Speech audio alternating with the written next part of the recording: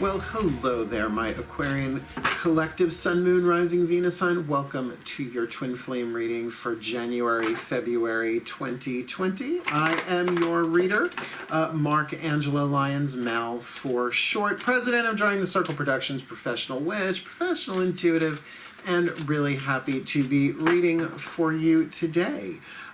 If you are new to my channel, please do like and subscribe. I'm getting closer and closer and closer to that 1,000 subscriber mark. So I can monetize and do super live chat and shit like that. And I've been saying it for all the readings. I won't be saying it for much longer. I have a feeling. I have offered to my subscribers that once I reach 1,000 or so, I will do a little ditty called Junk Tarot. It's a video in the description box below explaining what that is. It's my favorite video of 2019, and I think if you watch it, you'll want to subscribe if you have not already. It'll be a gay old time. Let's just say a yabba dabba do time. That being said, let's get down to business for this reading. This is a general read, right? There's no way I can be like, you know, precise, specific for thousands and thousands of people, right? So I'm going to say what I hear every other reader on YouTube saying. It's a general read. Please take what resonates, leaves what doesn't, right? Particularly because that's why I do private readings with people, that they see something in the reading that really triggers them, they contact me, and we go deeper. It's just how the biz works, I guess. So that's why I always do Sun, Moon, Rising, Venus signs. Check your other signs, right? Check what else is working on you, because reading the collective in that way, you can really get so much information. And I say it all the time. It's like, for me, I'm a Pisces moon. I'm a Virgo, but a Pisces moon. Virgo sun, Pisces moon. So I tend to get more out of the Pisces readings when I watch them online. So there you have it. Follow your gut, right? Follow your own guidance and grace. All we can do as readers is provide more data. Cool.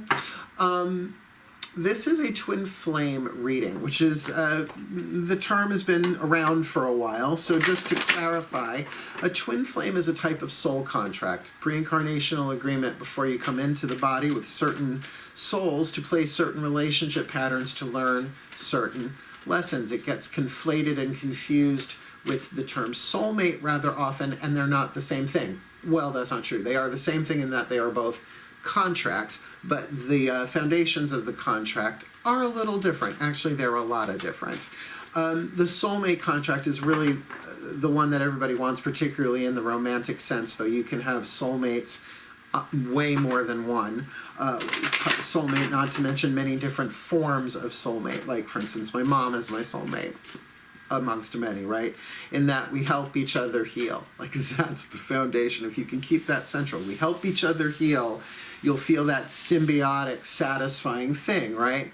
Twin flames ain't that. Twin flames, you learn how to heal. You learn how to love yourself. You learn through the relationship self-respect and boundaries and clarity about who you are. I mean, they are tumultuous. They can be very turbulent. They can be extremely transformative, which is the point of it. That's why they're twin flames, fire, the element of transformation. So if you know the contract, what you signed up for, then you can use it and see it as an opportunity for your own growth. Really, the whole point of all relationships are means, M-E-A-N-S, to our own healing and walking the path all the way home. It's just how it is, apparently, right? So that being said, this is a contract reading for twin flames, looking at how you can heal yourself in whatever relationship is going on, love yourself, etc., fulfilling the contract at least on your side of it. Because really all you have to do to fulfill a twin flame contract is survive it. That being said, we're going to be looking at divine feminine and divine masculine as ways of looking at two parties within a contract. It might take you a hot second to figure out which one you are, because divine feminine, divine masculine, as I read, is not about bodily gender at all. It's totally about energetic dynamic. I am way more yin than yang, right? I am way more feminine than masculine, but you know what, 60-40, that's a fluid balance. We're all like that, you know, different from day to day. I mean, I'm a Virgo sun with a Pisces moon. That's a lot of feminine energy, born on a full moon. Another double whammy right there, full moon. So, you know, obviously I'm a guy, but a gay guy, right? A reader, an intuitive. So take that as it comes with you, and because it is a twin flame reading, you might find information hitting you intuitively on both sides, because twins. Cool, cool. Last thing, please remember to breathe, as we're all breathing consciously and deliberately throughout the reading. We're all tuning to the present moment where the guidance and the grace lives. I'll remember to do it so that we are all bringing through the clearest, on my end, the clearest reading that I can give, and on your end that you can feel, because you're tuning to the same vibe I am, what's yours, what isn't, etc. Cool, cool. Let's do this, my Aquarians. I love my Aquarians. I have so many Aquarian friends because you're also damn friendly. Most of you. Nice deep breath.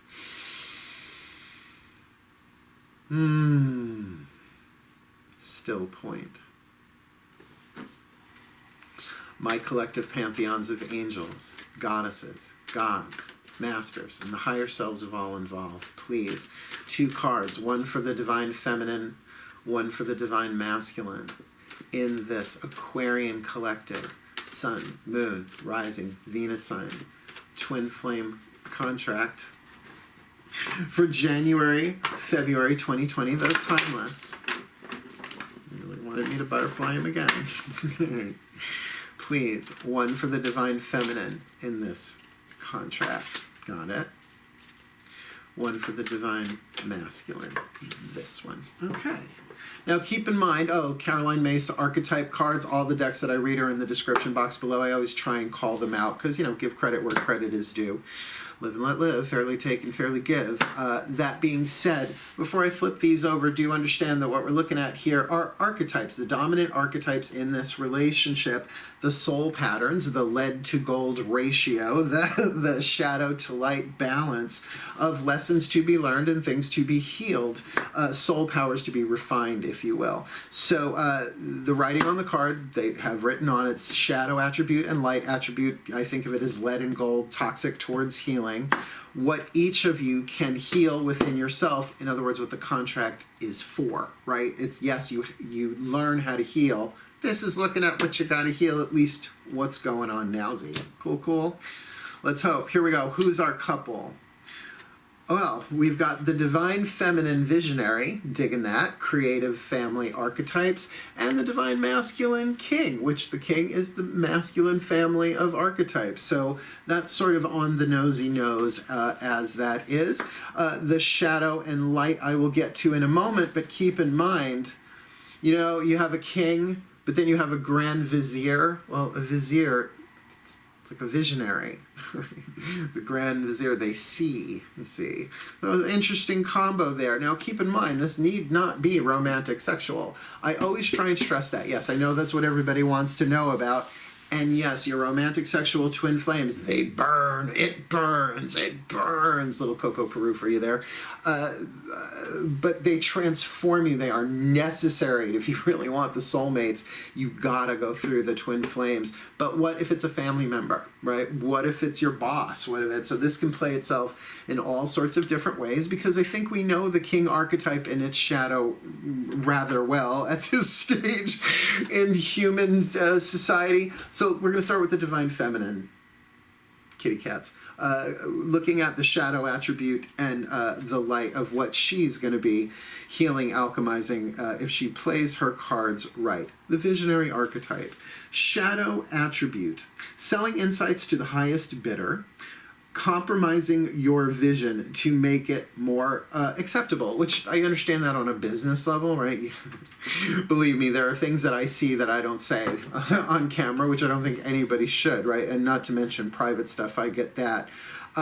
But selling insights to the highest bidder, we can understand that, but in the shadow in a way that compromises the honor of who you are. The light attribute, capacity to envision what is not yet conceivable to others. Now that's very Aquarian, by the way, just to put a pin in that for a second. Willingness to proclaim a vision without regard for personal gain, which, yes, is very Aquarian. The freaks of the zodiac, I love you all so much, so I get along with Aquarians. That you're really willing to go out on a limb, pardon the Shirley MacLaineism, or don't, I love Shirley MacLaine, to really pronounce, this is what I see, and like it or not, this is my vision, and have at it, right? So getting a very, very strong vibe there for the divine feminine, but sort of matched with this king archetype. So let's look at the divine masculine here, the shadow attribute. Excessive feelings of entitlement, rulership without restraint. Now look, even one of those is toxic. You put the two of them together, that's a fucking nightmare. Excessive feelings of entitlement. In other words, you deserve it, right? Maybe you do, maybe you don't. Are you worthy of it, right? Rulership without restraint. Absolute power corrupts absolutely, right? The light attribute, what this twin flame is going to help the king head towards, enlightened, benevolent leadership, right? The noble king, enlightened, benevolent, like a blessing, benefiting those in your charge, right? So obviously there's something tribal here of the people that the king is in charge of, or perhaps the situations, etc. That's why it feels like this could very easily, I could very easily see this in a work situation, but as well as in a family situation, like parent-child. This could play itself out all sorts of different ways. So what we're going to do is we're going to clarify with two cards from the Chuck Spezzano Love Pack. Half of the deck, which is the problem suit, so we sort of get a little look into what's the problem, the toxic, the lead here going on in the contract in general right now, what needs to be healed, and then the other suits, the luck, the healing, and the grace suit in the other half will be what you got, right? What's to like help that along, help it heal, luck, grace, or healing card. Cool, cool. So we're going to ask the masters for this one. Take a nice deep breath. Still point. All right, hold on one second. Sorry about that. Had a little feline scratching over by the dinner bowl. To cut that one off at the pass. So let's dive in. Nice deep breath. My Ascended Masters, please. The Ascended Masters of Twin Flame Contracts, please. One card. What is the problem? What's going on here in this Aquarian Collective Sun, Moon, Rising, Venus sign Twin Flame Contract for January, February 2020 or timeless? We've got a visionary archetype, divine feminine, like feeling that, and the king here, and feeling the desire, the leaning towards the enlightenment and the benevolent part of that. So please, what is the problem going on here? I feel the vibe of souls going on here. There's the problem face down. Let's get our piece of luck, our piece of grace, or our piece of healing, please, my masters. For this, I will certainly butterfly shuffle them. Aquarius Collective Sun, Moon, Rising, Venus sign Twin Flame Contract for January, February 2020. There we go. Good, good. All right. Let's see. Our problem is loss, and our healing is giving. Okay. So, look, loss is one of the 4 ego wounds, and the one that no one escapes. Everybody experiences loss in this life. It's just part of the cycle of everything, right? The circle of life, call it what you want. I mean, the waxing and the waning of the moon, the wheel of the year, 24 hours a day, day break, you know how it goes. It's just that a constant cycle, but really if you look at it, it's a spiral. So we always have to let something go in order to let the next thing in. It's like law of equivalent exchange. So if there are wounds of loss here, and it's just such a sad card, it's like the dude standing there on the path, looks like he's sort of waiting, but he's left his heart behind him, and there's a hole where his heart used to be. We've all had the pain of that going on, and with the healing gift of giving, right? That there's a giving there of, that's what I'm feeling. It's like that compassion. If the visionary and the king can really see, but like particularly the visionary can see that this king is experiencing loss, not everybody processes loss quickly or well. In fact, I don't know many people who do. But just saying, like that, so much of that, look, there's abuse, there's neglect, there's codependency, and there's loss. Those 4 wounds, they are tricky as fuck to heal. Well, not everyone has been abused, not everyone has been neglected, not everybody has been in a codependent pattern, but everyone has experienced loss. So whether that's the visionary, the king, or both of them, that is something that there is something here about giving, that thing of giving. Now, there is a card, forgiveness, that could have come up. It's not that. This is a giving of some kind, an offering of generosity, and hopefully a receiving, because there is another card in this deck, receiving, the opposite, not the opposite, but the part 2 of this card, which completes the cycle. But what they're giving me in my head is, it's from Course in Miracles, I believe, giving and receiving are one in truth. So there is this thing of the giving of love. And remember that you can be in a lifelong relationship, right? A reason, a season, or a lifetime, a contract can be. If it's a family member, if it's a parent, where regardless of the tumultuous nature of it, of course you can still love them, and of course there can still be a giving of respect, of clarity, of but also clear boundaries in a way that, particularly around issues and wounds of loss, sometimes we just don't get over loss. And it has quite the devastating effect on our lives, but that's the free will part of it. Everybody has the choice, the free will, to heal what they want to heal when they're ready to heal it, if they're ready to heal it. And sometimes the universe forces their hands on that, and there you have it. But, you know, no tea, no shade, no pink lemonade. Nobody asked me about that. So that's what we're going to ask the angels, right? The Healing with the Angels Oracle, Doreen Virtue. We're going to get 2. One for the Divine Feminine, one for the Divine Masculine, because the trick with a twin flame contract is getting, I can't really help you heal, but that doesn't mean I can't give you healing, right? That doesn't mean I can't go about this in a way that honors my spirit, soul, honors your soul, honors where you are. I like, particularly if it's a family member. Just saying. All right, let's tune in. You know, the other thing about, this is why I do the romantic soulmate reads. Like the soulmate, the one everybody wants to really know about is the romantic one. But it doesn't matter the form of the twin flame contract. It's contributing to you being the mate of your own soul, hence bringing in more soulmates, romantic, sexual, or otherwise. Just saying. Just saying. It's like boot camp preparing you for, well, the war. I don't know, it makes soulmate the war. That's not a great metaphor, but I think you know what I mean. Let's ask the angels. Nice deep breath, please, my air signs. Ah, still point. Oh, it's just delicious. My angels, please, 2 cards. One for the Divine Feminine, one... kitties. One for the Divine Masculine in this Aquarian collective Sun, Moon, Rising, Venus sign twin flame contract for January, February 2020, please. What is the healing angel? Since it's healing with the angels oracle, what's the healing with the angels? For the Divine Feminine and for the Divine Masculine, there is all sorts of feline shenanigans going on. Like they're putting on a little show for me. What are you going to do? Motherhood never really stops, does it? Let's have a look-see-dooksy at the angels. For our Divine Feminine Visionary, we've got music. Now look, there are certain albums that just have epochs of my life attached to them.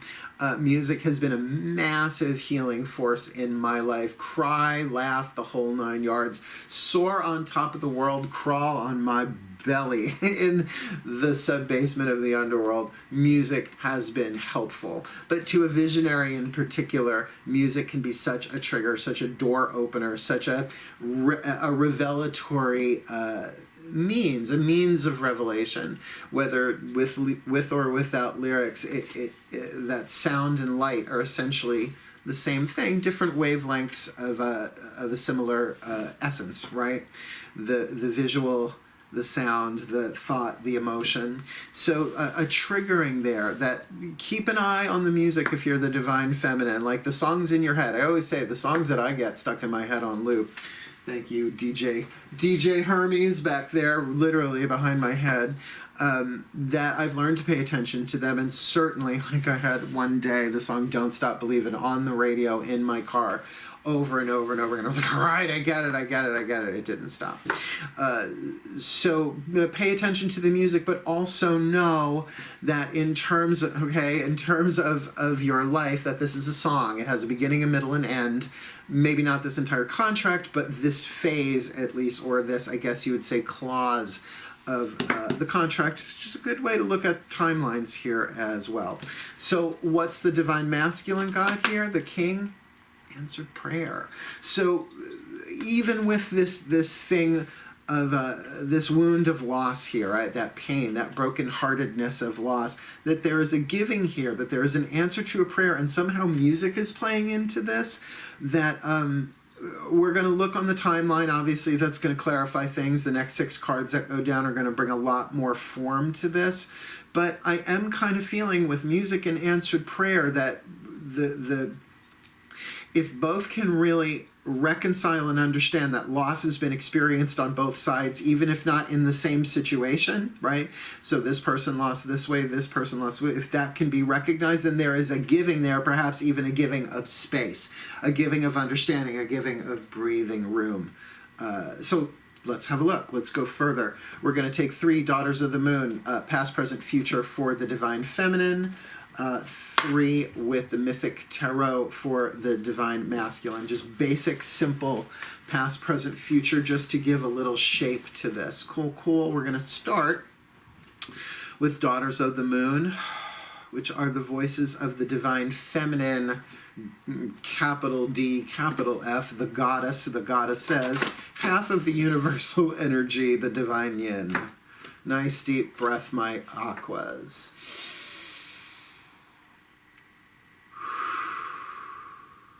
Still point. My goddesses, please. 3 cards, past, present, future, for this Aquarian collective Sun, Moon, Rising, Venus sign. Past, present, future, where are they? This divine feminine visionary in this contract. Where has she been in this twin flame? January, February 2020, timeless. Where is she now? I feel that. And where is she headed? Give us the future. There's our past, present, future, all face down, so that I can shift to get the voice of the gods, the divine masculine, the other half of the universal energy of all that is. There's the card shot across the table. Okay. I gotta ground this. Whoo, yeah, I'm reading for air signs. Whoo, ground and center. Still point.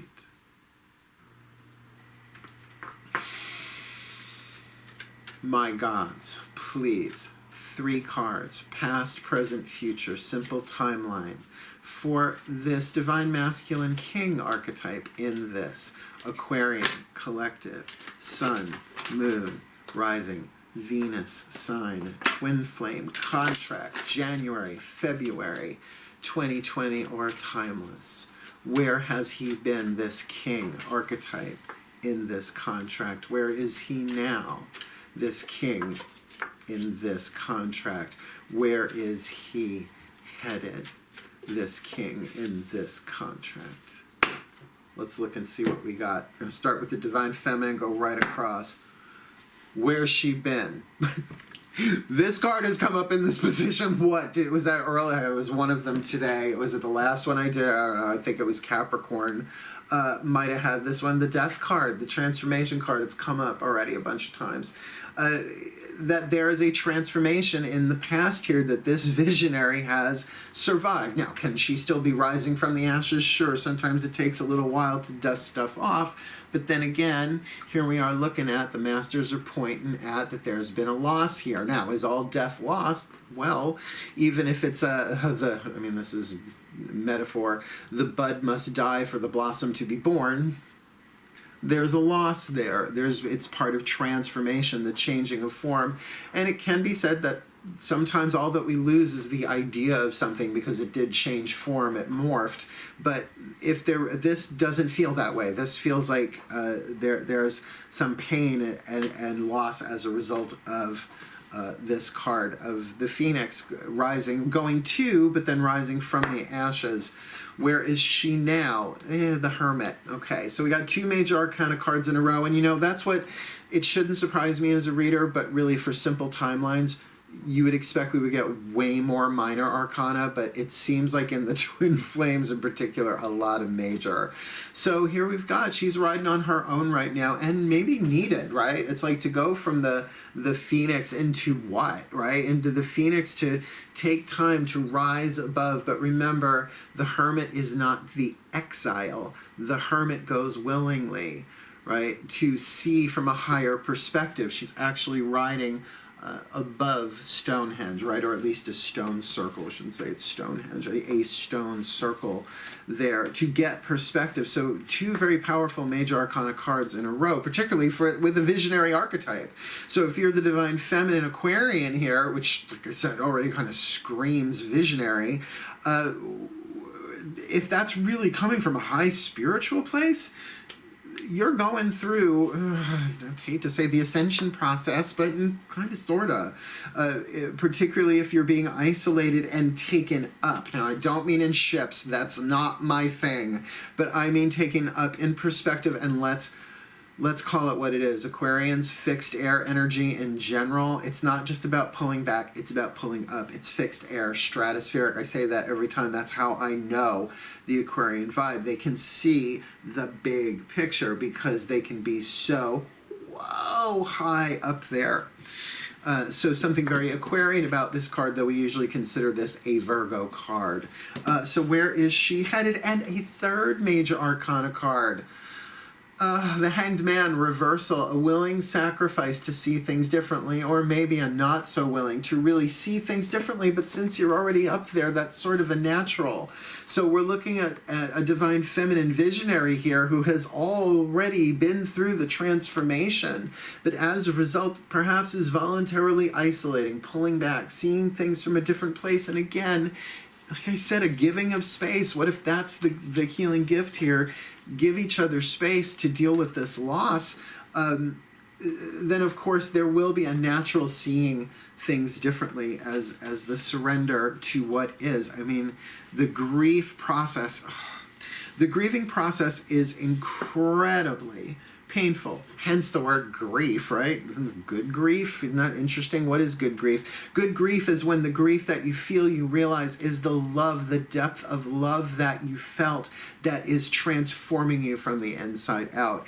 It's love looking for a place to express itself, and just to love that feeling and breathe through it and let it have its voice without it possessing you and making you do things that you know you should never do. But for a visionary, see, that's the thing about being a visionary, about being a creative in any way, shape, or form. It's often from our pain, we alchemize that lead into gold and our genius comes, right? So it's like, here we are running from pain. And particularly, look, if this card of music, if you're like a musician in any way, shape, or form, come on. Look, Walking on Sunshine is a magnificent song. No shade, right? Oh my God, her name just went out of my head. Oh, fuck, I can't believe I just spaced on that. Katrina and the Waves, thank you so very much. Thank you so very much. Oh, thank you. Thank you. Thank you.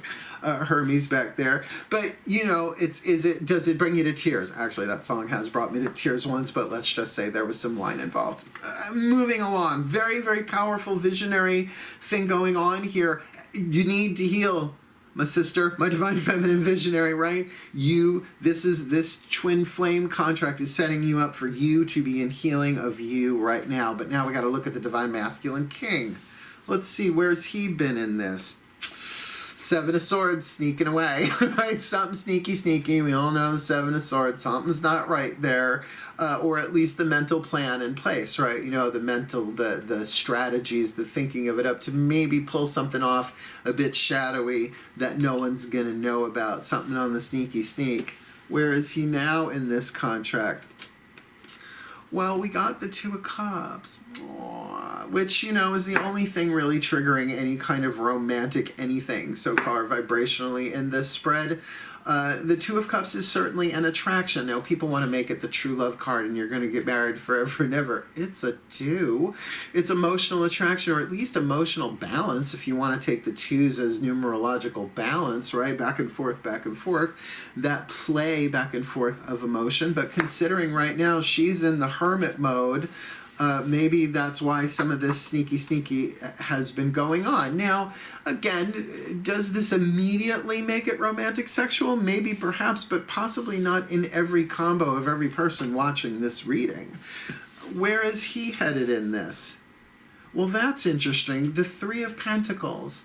A solid foundation, but not all the way there. It's like everything's on the table that needs to be on the table, but it ain't dinner yet. You know what I mean? Stable. I love the Three of Pentacles. It's such that feeling of, okay, like even in the Rider-Waite, it's like, well, I got this far. Do you like it? I can do it all the way around the castle. You know, like the Three Pentacles up in the arch. So a stable thing here from a 2 to a 3 with an answered prayer. Like I said, the timeline would give some clarity here, and it feels like where they were coming from, that kind of like sneaky thing, something covert. Thank you. That's the word I was looking for. A covert king move going on here. Perhaps from, you know, excessive feelings of entitlement, rulership without restraint. But then, whether a heartstring was touched, a piece of the benevolent compassion, because I did feel that, as a result of some loss, like some, again, need not necessarily be romantic, but it can be that movement of compassion and humanity, you know, like just for to understand a loss has gone down, perhaps, again, experience different ways. So there's an understanding, a piece of humanity coming through here. And then Three of Pentacles, at least a willingness for a stable foundation, right? A tripod to then see where things go, a conversation, and to build upon something, right? Like let's see if we can build upon this.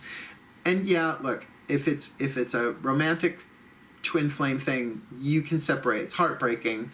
Sometimes you just got to do it. And by the way, talk about the other wounds: abuse, neglect, codependence. If any of that gets like violent, you're out.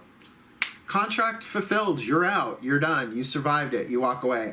That's just how it is. You stay around in that kind of, and I'm not judging anybody, I'm not telling anybody what to do, but that's my high road guideline. It's like anybody's that kind of abusive, it's more loving for me to walk away, not just to myself, but then I am one less person that you're going to have to deal with that you abused or neglected or codependent upon. That's tough Aquarian love boundaries right there, isn't it, my friends? But you know what? If anybody could pull it off, an Aquarian could. Very, very interesting. What we're going to do is get 2 more cards down. One from the collective higher selves, or the higher selves of all involved for this one. And what I like about this deck, this is the Whispers of Love Oracle. I think it serves the voices of the higher selves, 5th dimensional and above, well, because sometimes it just comes right out in the simplest ways and says, just do this, and it just, the right thing with the spread. It just brings the spread together. I will say that the last one, the healing mantra cards we're going to pull, can do that as well. So please, nice deep breath. Let's go high on this one.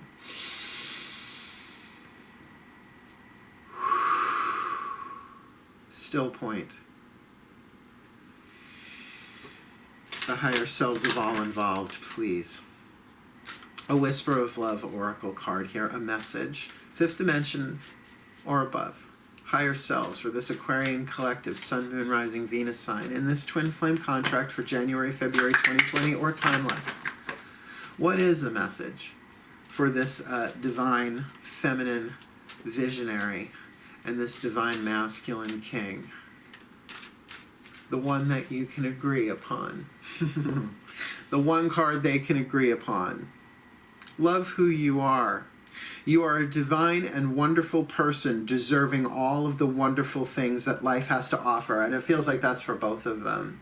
Right? Love who you are. This is very much about loving yourself. And it does make sense that if that really becomes the foundation of a relationship, not that you have to have a big conversation about it, but when you get it, like either one of you, it'd be nice if both of them did, but to love who you are. It's like this relationship was scripted this way in order to bring out the best in me, but that doesn't mean I have to like it or that it was easy. It might have been incredibly painful. And yes, there is probably going to be a loss here going on. Someone's probably, well, you know, a loss. What is it? Distance, divorce, or death, right? No relationship lasts forever in form, because we're not of form. We're the souls that are inhabiting the body. We made these agreements with souls that we've done this with so many times before that we understand in higher planes and in higher dimensions. Oh, thank you so much for teaching me that. You're the best. Meanwhile, down here, playing the roles, we forget all of that. So everything that we are feeling is healing. So you got to feel it to heal it. But to love what rises, I'm just going to tell you the inner child work for me has been essential, because it's essentially a re-envisioning here, visionary, if you're the visionary or the king here, imagine your heart chakra, your emotional body as a child. A great way to interface, very Aquarian word, whoever gave me that one, interface with the inner child in that way, and to parent it. It's not a healing technique. It's a relationship. And that child knows stuff. It's the innocence of your heart, and it has the power and the passion and the innocence to make anything happen, to heal, really. With that Two of Cups there, my king, I'm feeling that for you. That's in you. That's the child of your heart trying to wake you out of the sneaky and create something at least like a stable Three of Pentacles kind of deal. Cool, cool.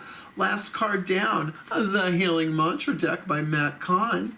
Again, the Ascended Masters, who gave us the card of loss and the card of giving there. And let's not forget that healing suit card of giving that, again, it could very much be giving space, giving prayer, but giving yourself the time to love who you are. You are a divine and wonderful person, deserving all of the wonderful things life has to offer, in balance for the well-being of all, right? So the great thing about this is a last card, and I've been doing this for the past bunch of readings, series, I mean, is that a healing mantra is just helpful. It's something that you can memorize and use as a spiritual practice.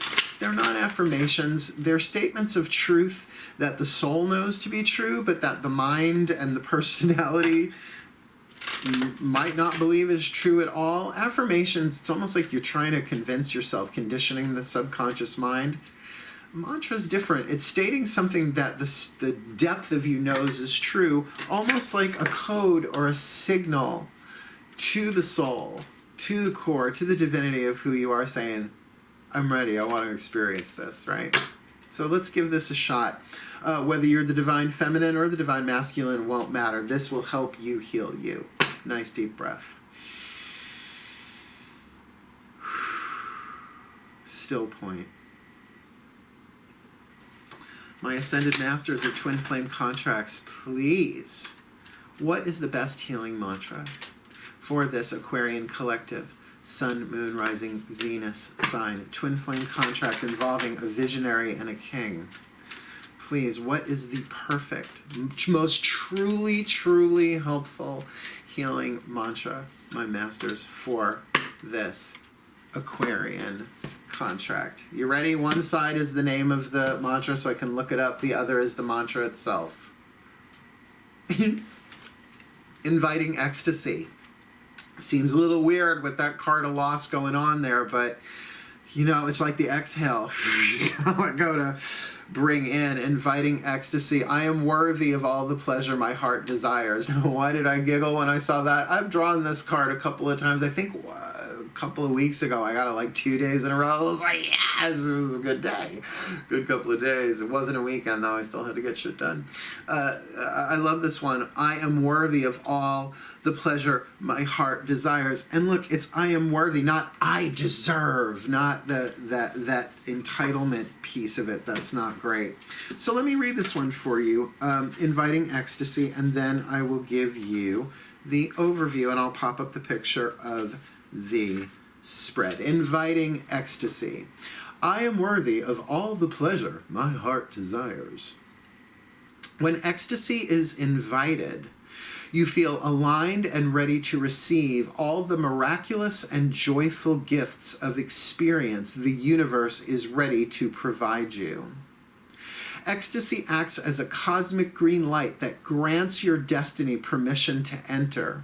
In many instances, pain can be healed and released once a healthy relationship with pleasure is established. And it's that piece that was the big takeaway when I had it 2 days in a row. Let me read that last one. In many instances, pain can be healed and released once a healthy relationship with pleasure is established. That's some hot shit. That's worth it. This mantra is ideal for increasing self-worth, elevating levels of excitement, and allowing bigger dreams, which for a visionary is key, but also for that king there. Like, what a wonderful way of raising your own vibrations. I really can't stand that language that much anymore. I can speak it for a bit. It just should never be used as a punishment thing. Oh, your vibration's not high enough. Oh my God, it would have happened. No, that's horseshit. Things are scripted. Things are written. Your high vibration, if anything, makes you more resilient so that you can deal with it. You heal faster is what it gives you, which, believe me, is worth it. To cultivate a higher vibration, but not at the risk, right? Yes, and of course, invite ecstasy, and it feels like if the work is really being done here, right? Love who you are. If this is really coming from a loving space, then you guys individually can bring yourself to such a higher place and perhaps fulfill this contract with some sort of stable understanding between the three of you, at least the king, kind of putting that forward, because it feels like our visionary, at least for the near future, remember, future cards can be altered a bit. Yeah, you know what they're saying? Do the overview. Let me give you the big picture, and we'll look at this all together. Ready? Magic clap. We start with the visionary archetype, divine feminine in the shadow, selling insights to the highest bidder, compromising your vision to make it more acceptable, which is understandable in a market, but maybe not so great in a relationship. The light attributes, capacity to envision what is not yet conceivable to others, a willingness to proclaim a vision without regard for personal gain. And I do feel that particularly with these three major arcana cards in a row. We've got the death card, the Phoenix transformation, with the wise one, the hermit, and reversal, the hanged man, in this case obviously the hanged woman. So one of transformation in this contract already happening, rising from the ashes, and right now a bit on her own, by her choice, her own decision, or perhaps her higher self's choice. I mean, we can say sometimes we just get isolated by the divine out of necessity, but if it's to pull back and see things from a larger place, that does make sense moving into the card of reversal, seeing things differently.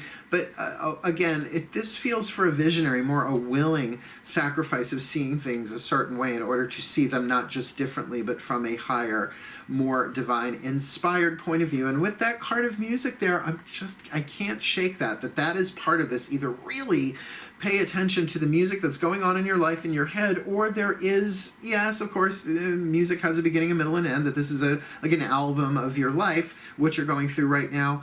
But also, if there is any musical talent here, or if you are a musician, that this is part of your creative process as well, what's going on in this twin flame contract.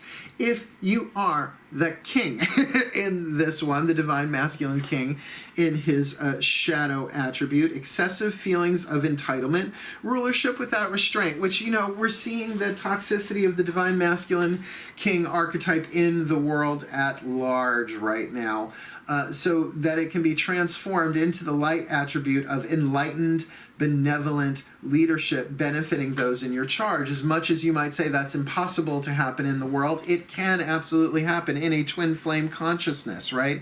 In a twin flame relationship, because as one heals, we all heal. So a really powerful thing here for this visionary and this king to move it into a more enlightened, benevolent place between them. Remember, just because you're twin flames doesn't mean you can't be humane and kind to each other. Okay, you can't give each other what you want, but you can give each other what you need, which is the basic respect of another soul on a journey in a contract, right? So we've got, for him in the timeline here, the Seven of Swords kind of pulling a rulership without restraint thing. Something sneaky there, a little sleight of hand, Seven of Swords dealio, but bringing him into the present moment of Two of Cups, where a heartstring is touched, right? That you know, this card, it's how Cupid, Eros, son of Aphrodite, and Psyche, his eventual wife, meet, and it's attraction. It's not the marriage. That's the next card, the marriage, but they don't know anything about each other yet, so there's some sort of spark going on here, but then that leads to the Three of Pentacles, something a bit more stable, something a bit more mature, but not all the way home. It's like I say every time with the Three of Pentacles, it's like you've got the sugar, the flour, the eggs, the milk, the butter, the everything you need, but it ain't cake, right? You've got all the ingredients, but it's still just a foundation for something to be created. And with that card of answered prayer, you know, that angel, that this might be the very thing that this king has been needing all along, an answer to the prayer, but keeping in mind that Two of Cups heartstring, that attraction, that movement of the ace into the deuce emotionally, is an answer to prayer, but maybe not in the way that he wants it to be long term, right? This is about getting what you need, not what you want. So the higher selves of both have agreed the message is, love who you are. You are a divine and wonderful person deserving all of the wonderful things that life has to offer. So to be able to love the self here, right? Love who you are. It is such a direct message from fifth dimensional selves and above that this relationship, twin flame, is about learning how to love yourself and to move in that direction, not in spite of the twin flame relationship, but because that's what it's teaching you. And then to really invite ecstasy into your lives, because I am worthy of all the pleasures my heart desires, and both of you are. And perhaps considering we've got that loss at the top, right? That there's a loss here between them, or both have experienced loss. That's going to play itself out differently, that wound, in different scenarios, different couples, different contracts. But the giving there, whether it is giving space, giving kindness, giving understanding, but maybe not necessarily giving what you cannot give by contract. So there we have it, my Aquarian collective Sun, Moon, Rising, Venus sign. Very involved, but very, very deep reading here, and one that I think takes time and consideration to play itself through, particularly for the Divine Feminine, with that Hermit card and with that Three of Pentacles for the King. It's like this is something that little by little can unfold, where particularly if you're family members, if you just have to be in each other's lives by design, that this can be dealt with in a peaceful, more stable way. Cool, cool. May the Aquarian collective Sun, Moon, Rising, Venus signs be blessed with all that they need in their twin flame contract, January, February 2020 and beyond, timeless, that they may grow, that they may heal, that they may be a blessing upon this world, and that this twin flame contract may teach them truly how to love themselves and invite in ecstasy with every breath known and unknown for the well-being of all. And so it is. Wishing you the very best and the very blessed, my aqua lungs. I love you all so much. But for now, hail, farewell, and blessed be.